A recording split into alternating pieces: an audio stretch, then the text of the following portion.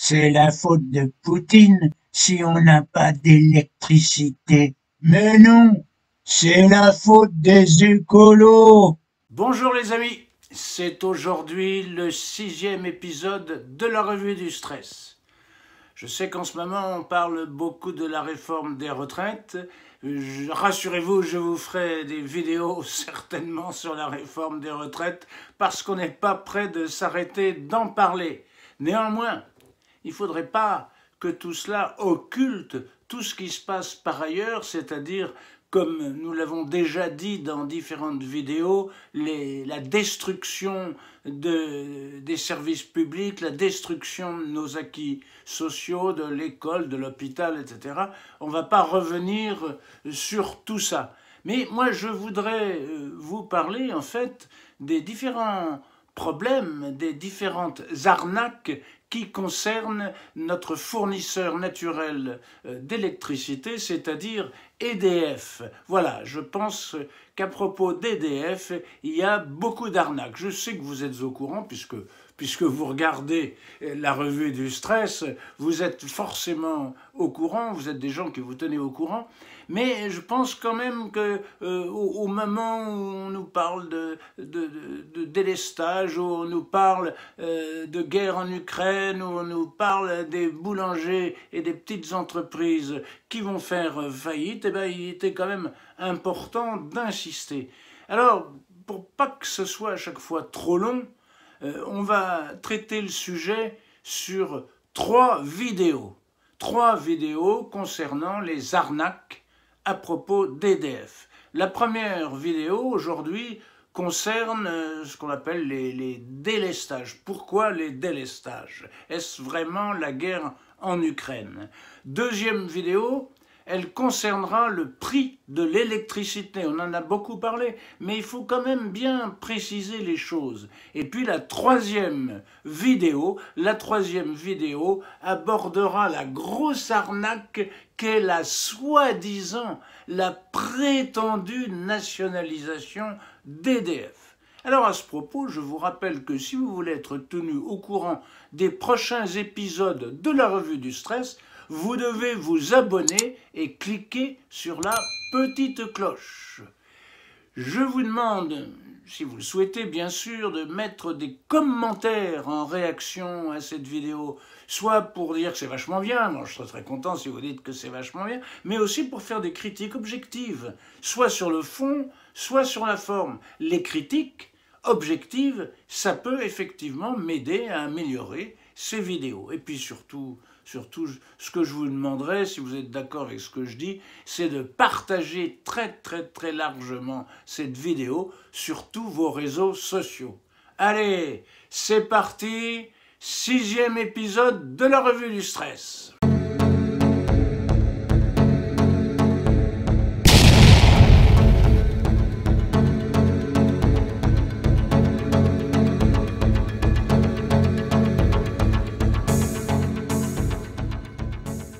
On parle beaucoup de délestage, c'est-à-dire un mot pudique pour désigner les coupures d'électricité.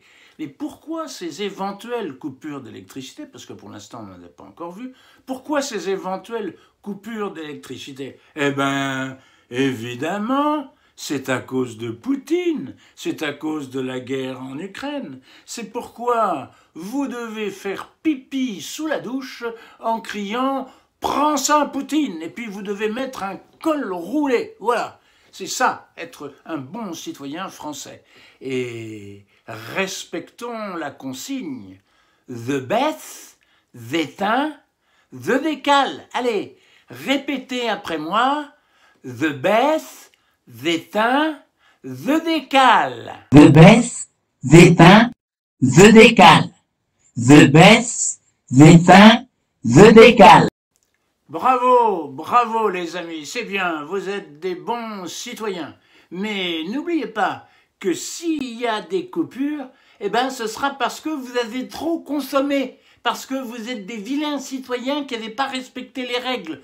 Le gouvernement, il fait tout ce qu'il peut pour que ça n'arrive pas. Le gouvernement fait tout ce qu'il peut, mais vous, il faut que vous soyez responsable. Voilà, n'oubliez pas, c'est la fin de l'abondance. La vérité, c'est que depuis des années, on a craché sur le nucléaire. C'est assez surprenant d'ailleurs parce que le nucléaire, ça nous permet une électricité décarbonée et puis ça avait toujours été un grand atout pour la France. Mais voilà, avec le temps, c'est parti en couille. C'est parti en couille en grande partie à cause des écolos qui n'y ont pas été avec le dos de la cuillère. Vous savez, en 2013, il y a eu cet accord entre le PS et EELV, c'est-à-dire entre le Parti socialiste et le Parti soi-disant écologique, et cet accord devait permettre la suppression de nombreuses centrales nucléaires. Voilà. Alors François Hollande, quand il était candidat à la présidence de la République, il voulait quand même un petit peu garder le nucléaire, mais il était obligé de prendre une partie de ça à son compte. En 2018, Macron a annoncé la fermeture de 14 réacteurs nucléaires d'ici 2035. Oui, ben je sais, depuis il est revenu là-dessus, puisque maintenant il propose de créer au moins 6 EPR. Voilà, seulement la loi de suppression des réacteurs, elle est toujours en vigueur, elle n'a pas été supprimée. On n'a pas tellement vu de travail actuellement effectué pour préparer la mise en place de 6 nouveaux EPR. Voilà, on a surtout mis le paquet sur les éoliennes, et puis on a quand même fermé Fessenheim. En 2010, le commissariat à l'énergie atomique, le CEA, avait lancé le projet Astrid, le projet des réacteurs à neutrons rapides. Voilà. Et en 2019, sous le gouvernement Macron, en catimini, on a purement et simplement supprimé le projet Astrid. Et pourtant, ce projet aurait permis de recycler les déchets nucléaires. Voilà. Eh ben non. Encore un petit abandon de la France. Je viens de lire dans la revue Front Populaire un article très intéressant qui nous parle de l'audition à l'Assemblée nationale des 2 derniers hauts commissaires à l'énergie. Eh bien, je vais vous en lire quelques passages. Yves Bréchet, parmi ses griefs, nous parle de la non prise en compte de nombreux rapports à destination des ministères, voire du président de la République. Les rapports étaient systématiquement remis en main propre aux conseillers techniques concernés, explique-t-il, avant d'asséner implacablement ce qui a été fait, ou plutôt ce qui n'a pas été fait, et de la responsabilité des décideurs qui en ont été destinataires. 4000 pages de rapports qui portaient entre autres sur le risque de blackout et de la menace permanente pour le système électrique avec des conséquences sanitaires potentiellement graves. Un sujet ô combien d'actualité.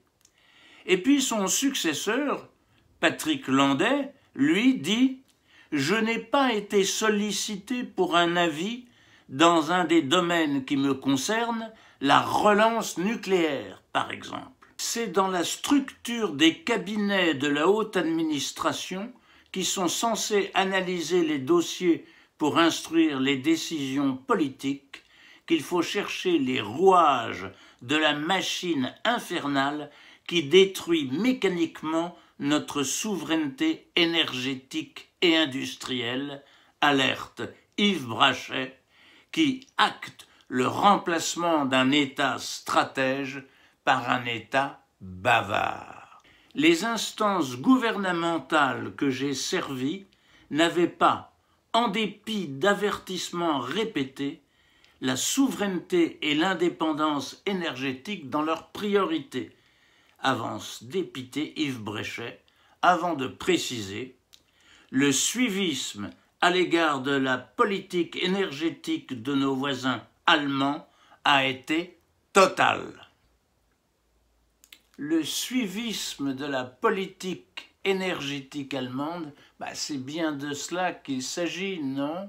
Vous vous rappelez ce que je vous avais dit sur le couple sado-maso-franco-allemand, si tant est qu'il y ait vraiment un couple? Je vous ai dit que mon petit Olaf, s'il te plaît, fais-moi mal, Olaf, ouh, j'aime ça. Oui, oui, bien sûr, on s'est un petit peu disputé, voilà, il y a quand même des petites tensions, mais enfin quand même, Olaf, Olaf, fais-moi mal. Tu sais, mon petit Olaf, c'est toi qui vas représenter la France à la réunion entre l'Union européenne et l'Asie du Sud-Est, c'est toi qui vas défendre les intérêts de la France pendant que moi je vais faire des caresses à Mbappé au Qatar. Ouh, mon petit Olaf, ouh là là, fais-moi mal. D'ailleurs, si on a fermé Fessenheim, c'est quand même pour faire plaisir aux Allemands, hein, parce que Macron, il nous a dit, oui, c'est quand même très près de la frontière allemande, alors il faut fermer Fessenheim, voilà. Et puis, de toute façon, on a fait comme les Allemands, on a rouvert les centrales à charbon, hein. C'est pas écolo, ça, hein? C'est la faute de Poutine si on n'a pas d'électricité. Mais non, c'est la faute des écolos. Il est vrai qu'il y a plein de centrales qui ne marchent pas. Mais c'est la conséquence d'une décision de François Hollande de planifier la fermeture de plusieurs centrales nucléaires. L'ancien PDG d'EDF a expliqué que, dans ces conditions, il n'embauchait plus des gens pour entretenir les centrales, mais pour les démonter. Macron est furieux, mais c'est bien lui qui a fait fermer Fessenheim pour faire plaisir aux Allemands. Le grand problème, évidemment, cette coupure de courant qu'on nous annonce déjà pour janvier, qui devait se présenter, elle n'est pas liée à la guerre en Ukraine. Il faut le dire avec force. Il y a 2 ans, au Parlement européen, j'avais dit que nous connaîtrions des coupures d'électricité en Europe et en France en particulier. Pourquoi ? Parce qu'il suffisait de regarder l'incurie de nos dirigeants qui ont baissé la production d'électricité pilotable depuis plusieurs années sans rien construire, sans investir, sans produire de solutions qui puissent compléter ce qu'ils étaient en train de retirer au réseau. On a fermé Fessenheim et on n'a rien ajouté. On peut faire de l'éolien et de solaire autant qu'on voudra. On peut même couvrir la France d'éoliennes. Moi, ce que je défends dans les institutions européennes, c'est les énergies renouvelables. Et vous savez, en termes d'énergie, je pense que ce n'est pas une énergie d'avenir et qu'il faut s'en donner les moyens à terme de pouvoir avoir une indépendance énergétique qui sera fondée sur les énergies renouvelables. Et puisque vous parlez de l'échelon européen en matière énergétique, sachez que la France, elle est en queue de peloton au niveau européen et qu'elle ne respecte pas ses engagements en matière d'énergie renouvelable. La vérité, c'est que demain, même si on couvre la France d'éoliennes, ça ne répond pas au problème parce que quand il n'y a pas de vent, et généralement quand il fait très froid, il n'y a pas de vent, quand il n'y a pas de vent du tout, il n'y a aucune éolienne qui fonctionne. Donc il faut absolument reconstruire des capacités pilotables. Et la France de M. Macron, celle dans laquelle le message du gouvernement, qui est d'une certaine manière le bilan du macronisme résumé en 3 termes, je baisse, j'éteins, je décale. Je baisse, j'éteins, je décale.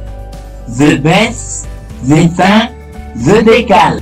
C'est le message du gouvernement. Je baisse, j'éteins, je décale. C'est ça la France d'Emmanuel Macron. C'est la France de l'imprévoyance. C'est la France dans laquelle on a détruit nos capacités de production sans se donner les moyens de prévoir ce qui allait survenir comme conséquence des choix politiques qui ont été faits depuis 10 ans. Cette situation terrible, encore une fois, moi ce que je trouve catastrophique dans la déclaration d'Emmanuel Macron, c'est quand il dit « Nous sommes tous responsables d'éviter les coupures de courant ». La première responsabilité, elle revient à lui, elle revient à ses gouvernements successifs, et je crois qu'il faut quand même le rappeler. C'est encore plus que ça. C'est-à-dire qu'on était les premiers sur les réacteurs à neutrons rapides.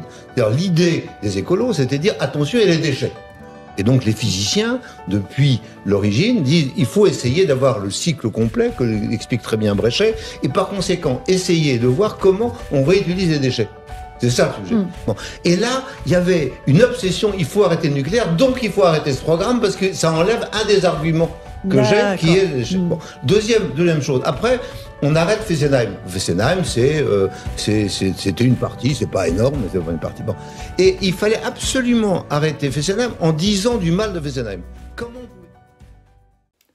Eh oui, tout ça c'est bien stressant quand même, hein. Mais rassurez-vous, Macron, il a dit qu'il faut arrêter d'inquiéter les Français avec les histoires de coupures. Voilà. Il y a bien assez de pénuries comme ça. Puis les coupures, quand même, c'est pas très bon pour les machines à 49.3. Hein.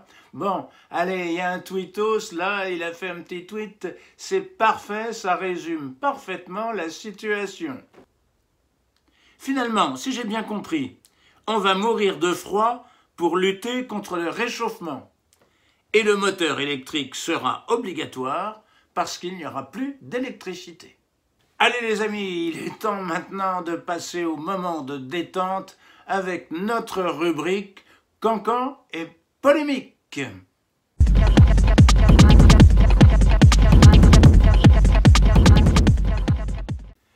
Oui, je sais, ce que je vais vous raconter là, ça date un petit peu, j'aurais dû en parler avant, mais j'en ai pas eu l'occasion.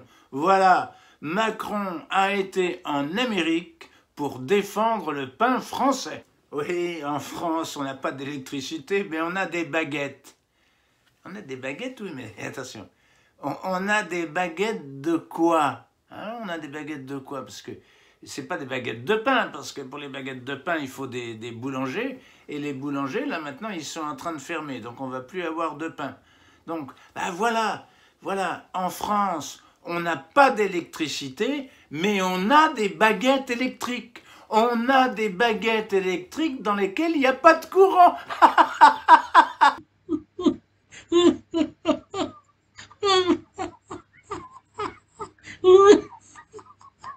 Rassurez-vous les amis, la cause des femmes est toujours bien défendue. Oui, figurez-vous que le maire de Pantin a décidé que la ville de Pantin ne s'appellerait plus Pantin, mais s'appellerait Pantine.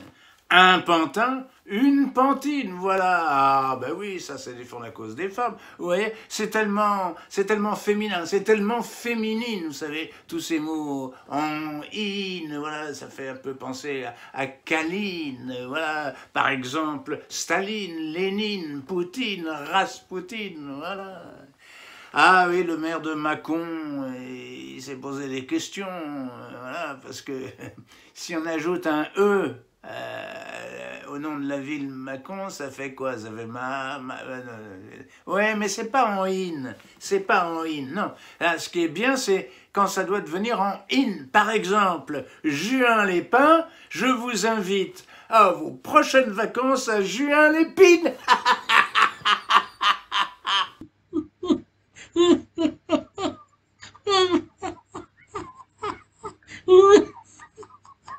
Bon, allez, oui, bon, ça va, c'est pas très drôle, hein, c'est pas très bon, voilà, bon, allez.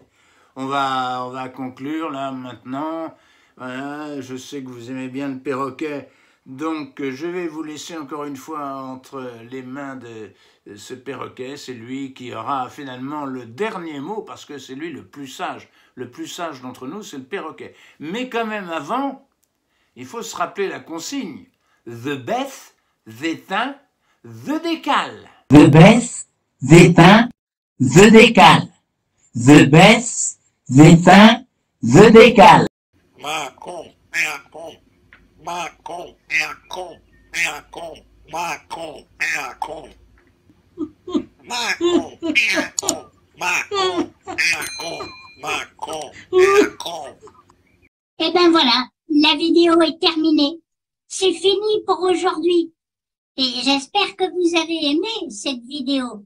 En tout cas, si vous voulez être tenu au courant des prochains épisodes, n'oubliez pas de vous abonner et de cliquer sur la petite cloche. Et puis, allez, un petit pouce bleu. Ça nous fera du bien. Voilà. Merci les amis. Portez-vous bien. Merci d'avoir suivi cette vidéo. Si vous l'avez aimée, merci de cliquer sur le petit pouce en l'air afin de nous aider pour le référencement. N'hésitez pas à mettre un commentaire pour réagir. Cela nous aide. Si vous voulez être tenu au courant des prochaines revues du stress, abonnez-vous et cliquez sur la cloche. C'est gratuit. À bientôt, portez-vous bien.